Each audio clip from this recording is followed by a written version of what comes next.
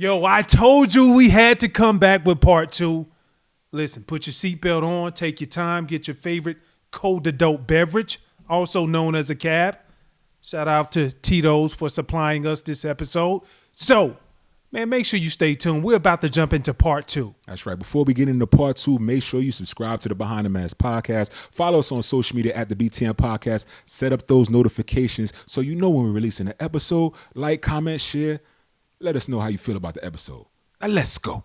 Let's go behind the mask. Hey, bro, fun. Definitely good times, bro. But the hey, dog, you do.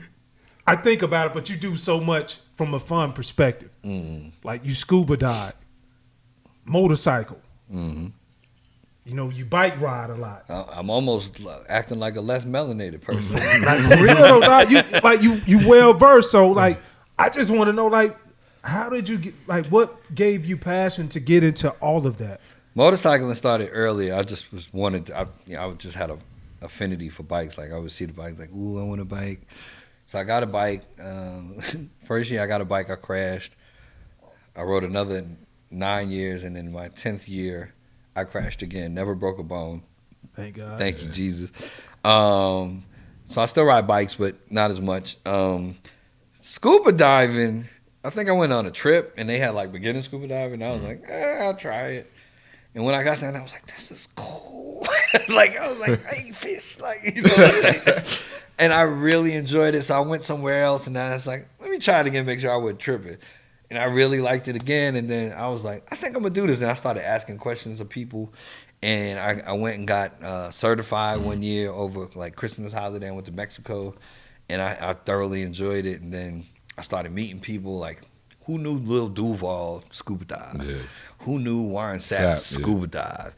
And, you know, I started meeting people. And then one of the things that was cool that we did is if you go scuba diving, anybody who's been scuba diving of color knows that traditionally it's not many of us on the boat. Yep. Facts. You might be the only one on the boat. So what we started doing, I started amassing, it's called the Scuba Squad Nation. It's a predominantly melanated group of divers, and we go, you know, we take group trips, we do our thing, we support each other, we talk scuba diving. But we've been some places, it's been a lot of fun. And then, I loved it so much, I'm now advanced open water advanced open water diver. The next thing for me is either master diver or rescue diver. I think I need to do rescue before I get to master. But it's just fun for me, dog. Yeah. I don't know what happened. Something clicked at some point. I think it was when I moved to Atlanta. Almost when I moved to Atlanta, because I got certified after I moved to Atlanta. I jumped out of my first plane after I moved to Atlanta. Never would do. I never catching me do that. Dog, it's fun. Fuck no. I'll die before I. The first 10 seconds, horrible. Like, because when I got up in the plane, and you nervous the whole way up, I'm thinking it's gonna be like a roller coaster. I love roller coasters. I'm afraid of heights. I love roller coasters though. I'm thinking it's gonna be like a roller coaster. You're like, right? Yeah. No. When you step out, you're plummeting. Like you step out, it's like, like literally, you step out. He's like 1, 2, and he pushed me out on 2, and I'm glad he did. 'Cause I might have like, nah. 1, 2, and we was out the door. I was like, oh shit, because you're like, you're literally dropping. And then I was like, and then at like 10 seconds, I'm like, oh, okay. So now it's just you just hanging out in the air, and I'm just, all right, you think work, right? So, but jumping out of the plane was interesting. I've been diving with sharks. It's a place called Stewart's Cove in Bahamas. I mean, it's shark infested. Like when you pull up, they know that you're here, like, and they know that they feed them a little bit. Yeah. So they start circling the boat. Yeah. So you have to literally play double dutch for them to jump in the water. You like have to find a spot where there's not a shark to jump off the boat into the water. And that was a lot of fun. That was probably the second most scariest dive I've been on. There was another one that was like a regular shark who wasn't with the program, and he was just running around. I was like, hey, what's the problem? What type of shark was that? The one that was running around was a black-tip reef shark, which sometimes they can be really aggressive. Yeah, but he was like 9 feet. You know what? I've been scuba diving before, and I love it. It was dope. I went to Belize and scuba dived. Me and my lady went down there. I didn't get to the blue hole, right? But we went, and same thing over a weekend. So I went, this by the second day, we were able to go like maybe 30, 40 feet deep. Right. But 30, 40 feet deep in Belize is the equivalent of the ocean floor because they have the barrier reef that's out there about a mile out, and it stops all the waves from, crashing up to the shore. So we get out there, I'm swimming and everything. I'm still in the league. Oh, I'm fresh out the league. So I'm thinking I'm in shape. America, there's a difference between football shape and underwater shape, right? And the thing is, any kind of swimming shape. And then what you didn't tell the people, you can't get nervous underwater. You got to really channel your inner chi and your breathing, and you really just got to, you can see the biggest shark in the world. You got to just relax, because if you don't, that pressure is going to compress your lungs even more, and your ass will pass out. It's a lot. So when I studied for it, I really took my time with it because I was like, I need to come back and go to work. So I was like, I really wanted to understand all of it. So I mean, it's a lot of different things that you really need to know and disciplines to it. Like if you're at 30 feet, you shouldn't hold your breath ever. Right. The depth of the water compresses your lungs. Yeah. So say you were holding your breath at 30 feet and you swam up 10 feet. The air is going to expand because there's less water pressure. And if you go up 5 more feet without letting it go, you could burst your whole lungs because the air just keeps expanding. Mm-hmm. When I did my advanced open water, the guy, my trainer, we went to 120 feet. That was the first time we went to 120 feet. And we had to do all these exercises to see if I had narcosis. Then he took a squat. Like he squashed, before we got off the boat, he squashed a water bottle. Yep. It was completely flat. Put the top on, we went all the way to 120 feet. He put a little bit of air in it underwater. Used his BCD and put a little bit of air. By the time we got to the surface, it was as hard as this. Whole bottle. It was hard as a brick. Wow. Like if I threw it at you, it would hurt. But he was doing that to further explain like how gases expand as you come up and why you should never hold your breath. And I never forgot that. I was like, it was flat. Yeah. Like complete, like you stepped on it flat. And then by the time we got up, it was like hard as this cup. I tell you one thing I never forgot was, have you ever seen a dude who goes scuba diving with his lady and his lady gets took by the instructor and they just leave him? I was going to tell that part of the story. Wait. A guy went scuba diving with his lady and what happened? So, all right, let me tell you, you try to gas it up. So let me tell you what happened. I ain't got no gas. This is what happened. So, like I said, I felt like I was in shape, right? But what you don't realize is that you watching the current and the water and the fish, and it's so beautiful.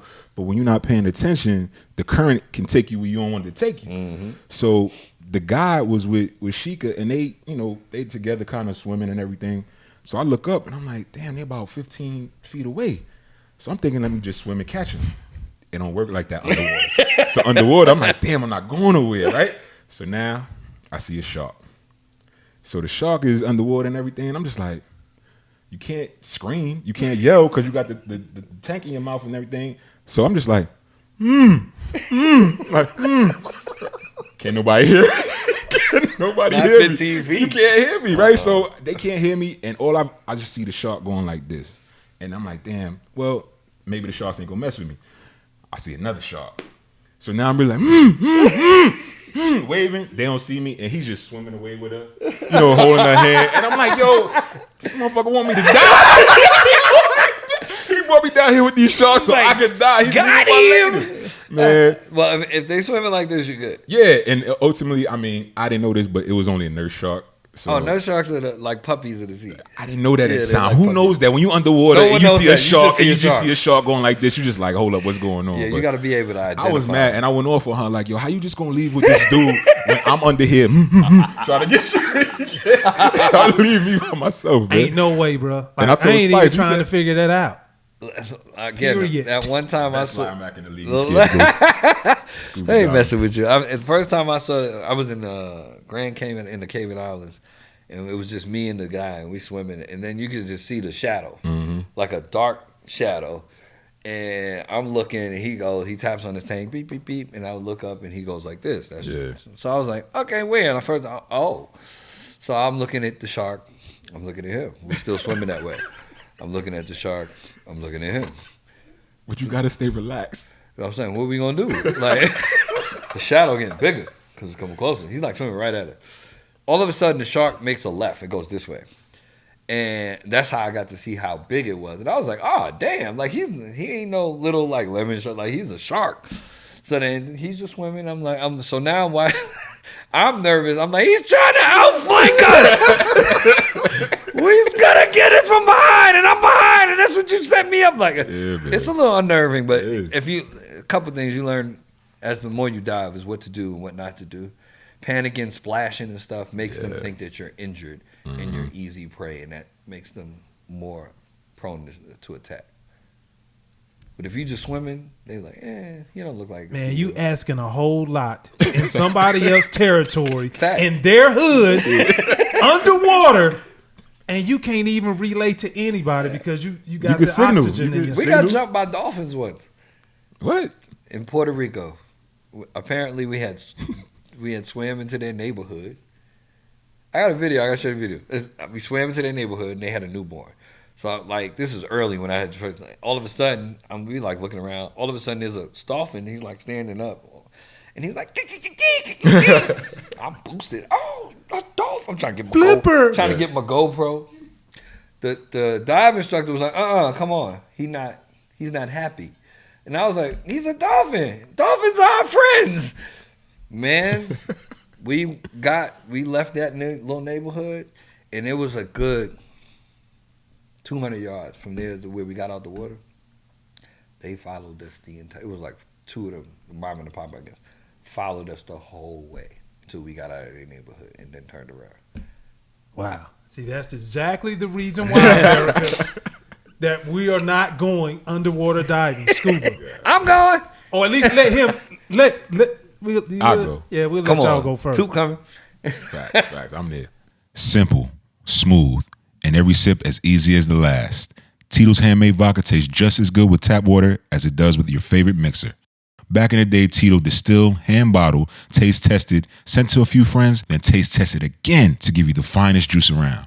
No frills, no flavors, no fancy labels, just the good stuff. Just Tito's.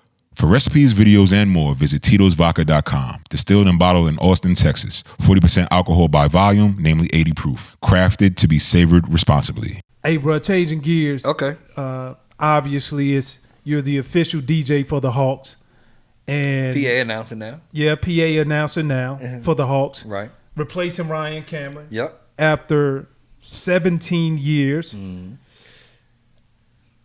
Any feelings towards that, knowing Ryan Cameron, he's Atlanta.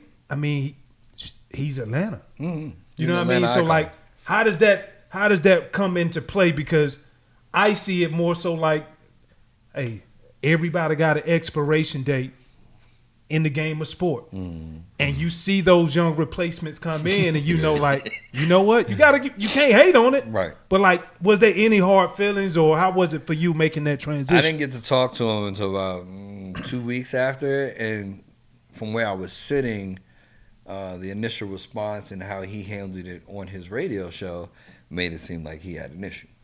But I didn't feel like it was my place to reach out to him because I didn't do nothing. That being said, he works for the Falcons. I now work for the Falcons as the DJ and the host, and we had some meetings together. So one meeting was like, "Hey man, I called you," and I was like, "What number you call?" And then I didn't have his new number, so I don't, ain't nobody answering them. So, and then we had a candid conversation, and he first thing he said, "Well, I wasn't mad at you. He was mad at how the organization handled it." As for my own part, I've been an NBA DJ for 12 seasons. I did 5 with the Wizards and 7 with the Hawks. So that expiration date for me was coming, as far as being a DJ, not only from from a lack of challenge aspect, just where do I go from here rather than just, you know what I'm saying? Yeah. And in the playoffs, the Hawks saw fit to make me the hype man for the building. And in the play, I went stupid in the building. Like I love stuff like that. So remember, I saw you. I was there. I'm always like there. so that for me is right in my comfort level. Get on the microphone and get people lit. Like that's what I do. Litty is what I do. Right. So that apparently made some people above say, Hey, yeah, go. The way that Tigger has handled this building in the playoffs was a thing that we hadn't really experienced before. That energy. And the Falcons were there. That's how I got hired by the Falcons. The Falcons were at the playoff game, and they were like, "Yo, you killed the playoffs." And I was like, "Y'all was at the playoffs?" And they was like, "Yeah, we was at the playoffs." And they was like, that made everybody go, "Hey, let's find out what he's doing." So I am immensely proud. I am definitely. I'm still nervous. Is good for me. Don't let nobody tell you nervous is bad. Amen. Because nervous to keep you sharp. If it matters to you, you should be nervous because you want to put forth your best step. I'm slightly nervous. The first home game for the Atlanta Hawks is on national TV. Out the gate. 2 preseason games. First game TNT versus Luka in Dallas. Like everybody's gate. Look, so like there's no No okay, let me learning work curve. my way up. Yeah. So I mean, it's a challenge. I'm always here for a challenge. I always bet on myself. The only thing that I have to really practice is people's names, Which is very hard. It's a lot of names. There's some names. Yeah. Especially with all the European guys too, though. Yeah. There's an itch on every team. Need an itch or a fitch. They all on somebody's team. Bogdanovich. There's one on every team. So learning the names is one thing, and then creating an experience at the Atlanta Hawks games that is representative of me. I'm not going to do what Ryan did. Ryan was an absolute professional. He was really good at what he did. Don't get me wrong. But now I have to create some new things in the building that will become part of the fabric of the game. Right. And I'm looking forward to it. No doubt. We definitely looking support. forward to Yeah, we come support you on. with Turn that. over your back. Was you turning up against the Knicks though? What? Sorry. All right, this is He's from Brooklyn. son. I'm from the Bronx. He from the but all right, never mind. See Let's the go. shirt? My point is, See the logo? he pulling for the Nets though. See the logo? Nah, I ain't even talk to me. No. Listen, I love my New York teams because I'm from New York. Facts. But again, I'm a football team fan because I spent so much time in D.C. They indoctrinated me. And any team that I work for, I'm going to root for. Right. Yeah, most October definitely. 3rd is going to be tough for me. Yeah. WFT comes in. WFT comes to town, I right? told Terry McLaurin, I was like, I'm going to be hating on you while smiling on the inside. It's called bittersweet. Yeah. Shout out my boy Terry McLaurin. No doubt. Man, you huge on charity. Big Tigger Foundation is a nonprofit dedicated to strengthening diverse urban communities through proactive, innovative programming. Right? Yep. Yo, charity, bro. Talk about that a little bit. What it means to you. Charities are hard. Takeo. All of those pool parties, they had a charitable component to them. Believe it or not. Finding good people that represent you, your brand, and know that they represent your brand and everything they do is really hard. So my foundation hasn't been active for the last 3 to 4 years, particularly, only because when I got to Atlanta, I hadn't identified. Not to say that there aren't any. I had yet to identify people who I thought could. If I'm not around, I know they have my best interests at heart. And that is always a challenge when you're talking about anything that represents your brand, your name, if your name's on it, they got to act like their name is on it, Right. or it's not going to be the same. That being said, I'm on the board of directors for Hosea Helps. Hosea Feeds the Hungry. So I do a lot of work with Hosea Helps. Everybody knows about their great Thanksgiving dinner, but they do stuff year round, helping people who have food inconsistencies, whether you need somewhere to stay. They do a lot of different work to help people who are on the other side of the good life. So shout out to Hosea Helps. I've been on the board member now two years. And they do a lot of great work, and I'm happy to be a part of that organization. So we always try to give back when we can. Facts. Yeah. Dope, bro. So with you being busy, you have work that requires a lot of time. But the downtime, though, like, tell us about the love life, big guy. A lot of people out here really want to know about that. On the Behind the Mask podcast, there's only one rule. What's the rule? There are no rules. Let's go. I mean, I have somebody who's very special to me. Period. I tell is it Hey, Mama Wanda. is it difficult in this industry? I mean, we both know the answer Okay. from our perspective, but is it like difficult knowing that you are so busy and having somebody that got your back, knowing that you have to be here one day, you don't have 24/7 to be around somebody. You know what I'm saying? Because you're so busy with the business. How's that balance? I mean, I take it a step further. Like my schedule is one thing. The public part of it is a whole nother thing. And you have to manage your time, their expectations, and their comfort level. That's a lot of managing. Yeah. The more self-esteem or comfort they have in a situation is better for you. If you can get them mostly through your actions to believe and understand, to block out the periphery of it all, like focus on what we're doing. All of this is nonsense and noise. If you can get them to focus on whatever you like, the truth of what it is versus the pomp and circumstance, you're ahead of the game. And me having been in a very public relationship, I had said I'm not doing that no more because I didn't like. It's just the more you let people into your business, the more they feel like they have something to say about it. Yeah. Facts. And they feel like they have control. I wasn't mad at the fact that it happened. I'm happy, what happened. At the same time, I was like, I'm cool. Yeah. People overshare on social media all the time. Like this, I don't need to know every waking moment of your life. I don't need to know every, first of all, y'all all lying because y'all only had a highlight reel on the gram anyway. Where's the other stuff? Facts. That's why it's called a highlight. Supposed to be the good stuff. Where's the fumbles? Where's the turnovers? Where's the interceptions? Where's all of that? Oh, you was just 50 for 50? That's what happened? So I just, luckily she and I have come to a place where we have an understanding.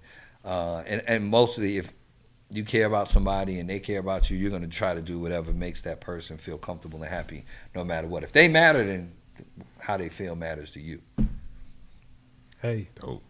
Mike is dropped. My brother, we appreciate you coming on the Behind the Mask podcast. You could have been doing anything else you wanted to do today. Nah, but I had to be behind the mask. I done watched it. I was waiting on it. Waiting on an invite, no doubt. But again, if you don't know these brothers, good bro, like people say that, good brothers. These are my guys right here. So support them in all that they do. Drink lots of Tito's and make sure you watch Behind the Mask. You dig? And please pull up on me at the Big Tigger Morning Show Monday through Friday, 6 to 10 a.m. on V103. And if you don't live in Atlanta, they got an app for that too. AUDACY is the app. You can stream me wherever you are in your life. You dig? So hit up BigTigger.com. Get you a Rap City Raise Me shirt, hoodie, Club Risk It All shirt, all of that. And I appreciate y'all, man. Right on, bro. Really. I appreciate your Appreciate time, you, family. family. Y'all.